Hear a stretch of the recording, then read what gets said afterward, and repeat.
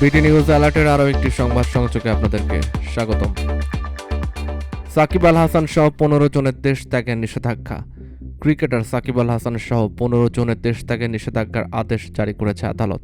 সোমবার ঢাকা মহানগর দায়রা জজ মোহাম্মদ জাকির হোসেন গালিবের আদালত দুদকের আবেদনের প্রেক্ষিতে এই আদেশ দেন। দুদকের জনসংযোগ কর্মকর্তা তানজিল আহমেদ এ তথ্য নিশ্চিত করে জানিয়েছেন, নিষেধাজ্ঞা পাওয়া অন্যরা হলেন সমবায় অধিদপ্তরের উপনিবন্ধক মোহাম্মদ আবুল খায়ের, কাজী সাদিয়া হাসান, আবুল কালাম মাদবর, কণিকা আফরোজ, মোহাম্মদ বাশার, সাজেদ মাদবর, আলিয়া বেগম, কাজী ফুয়াদ হাসান, কাজী ফরিদ হাসান, শিরিন আক্তার, জাভেদ এ মতিন, মোহাম্মদ জাহেদ কামাল, মোহাম্মদ হুমায়ুন কবির ও তানভীর নিজাম।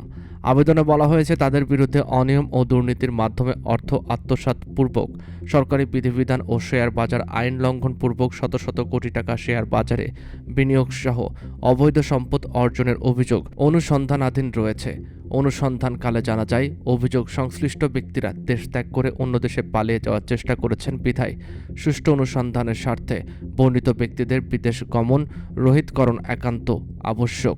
গত ১৯ জানুয়ারি চেক প্রতারণা মামলায় ক্রিকেটার সাকিব আল হাসানের বিরুদ্ধে গ্রেপ্তারি পরোয়ানা জারির আদেশ দেন Dhaka chief metropolitan magistrate CMM আদালত। উল্লেখ্য, সাকিব আল হাসান বর্তমানে যুক্তরাষ্ট্রে অবস্থান করছেন। বাংলাদেশের সফলতম ক্রিকেটার সাকিব আল হাসান ২০২৪ সালের নির্বাচনে আওয়ামী লীগের মনোনয়নে মাগুরার থেকে সংসদ সদস্য নির্বাচিত হন।